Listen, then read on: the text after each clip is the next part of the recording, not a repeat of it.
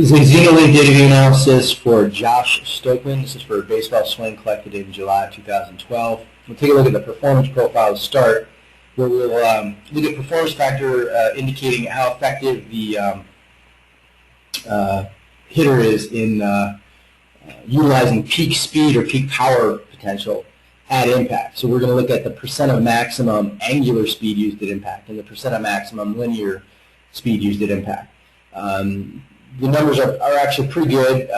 We see 82% utilization of the angular component, which is pretty good, and 86% of the linear component, which is also pretty good. But you can see that in an elite level swing, we'd like to see utilization above 90% in both areas. So this just tells us that although these are pretty good, there's quite a bit of speed that's produced or power potential that's actually being produced in the swing that is not available at impact. It's being leaked out prior to impact with the ball.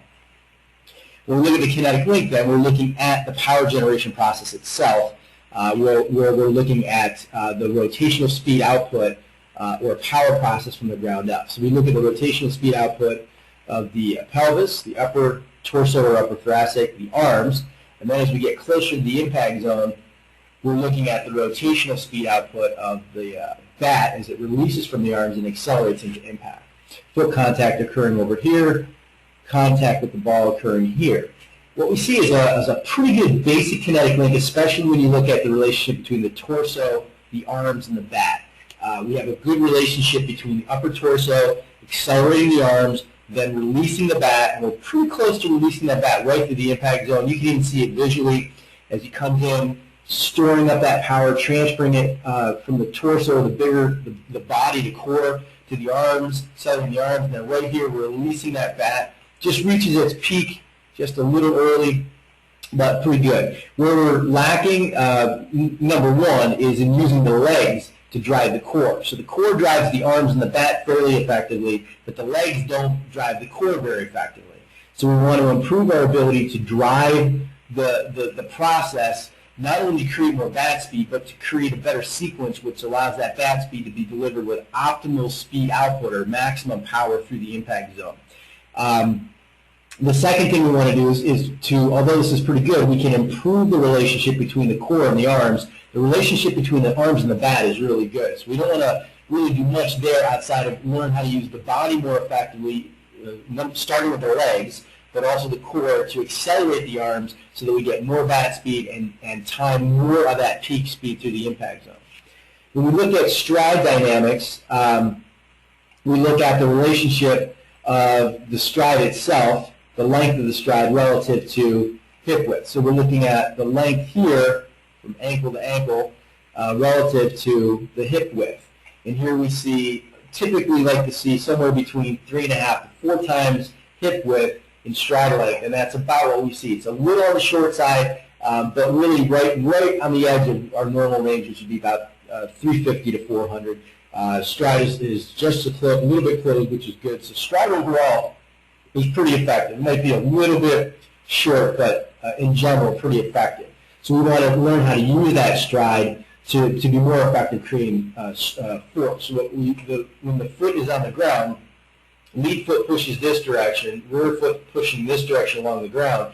That force, the ground reaction of that force being applied is translated through the legs to the pelvis, which creates rotational speed. So we have to learn how to use our feet and our legs more effectively to create the force and transfer the ground reaction to that force to the pelvis. The more you use your legs and the bigger muscles of your body to accelerate the smaller muscles and body segments and ultimately the bat, not only the more speed are you able to create, but the more efficiently you're able to create that, which improves your consistency with delivering that speed, but also your accuracy.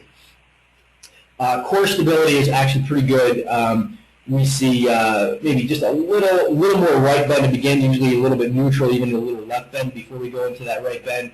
A beginning posture is good, maybe just a hair upright, but actually it's pretty good. We have a nice slow extension pattern. So core stability is actually pretty good, but we want to use that core stability to engage the core musculature and transfer speed better between the lower body and the upper body.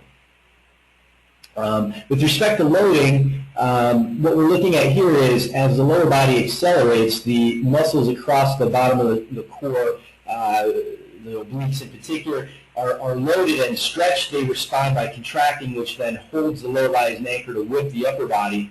And that muscular activation is really important to an effective ground-up power process. And what we'd like to see is acceleration of the lower body, acceleration of the upper body, and those muscles being triggered right at that transition. And what we see here is mostly just backswing, or not backswing, but set up early loading before we really get into acceleration. So we want to improve our core loading dynamic. Upper body loading is better, and that's where we have better relationship between the torso and the arms. But as the torso rotates this way, we stretch across the upper back, shoulders, and arms, both sides, and then we get an acceleration of the arms off of that. So we'd like to see a little bit more like this, and we'd like to see nice load dynamic there. We do see the load dynamic. It can be a little bit sharper, a little bit more effective, but we're starting to see that. As we improve the lower body dynamic and core dynamic, we're going to see that between the lower body and the upper body as well. The last thing that we'll take a look at, bat dynamics, is essentially the delivery of the speed into the impact zone. So we've got speed and we've got also direction. So as the bat is being accelerated into the impact zone, with the ball here, what we see is of the total speed, first the speed peaks just prior to collision, speed directly back to the pitcher peak just prior to collision, then starts to slow up, and then we get a little upward outside-in speed coming in. But they're very minimal, missing the key peak speed just by just a fraction. So we're very, very close to delivering maximum, not only maximum speed, but maximum blow in terms of the direction of speed, compression of the ball, and acceleration of the ball off the bat. So direction as important as the amount of speed for compressing the ball and accelerating the ball off the bat. This is very close to being optimal, but as we improve utilization of the lower body, core dynamic, we're going to improve timing and direction. So we'll do that by focusing on lower body as our primary, the core dynamic and relationship between the pelvis and the upper torso secondarily, and then continue to work on release of the bat and acceleration of the bat, although the dynamic between the arms and the bat is pretty effective already. We can always get better with that. So that would be the last thing that we're kind of focused on.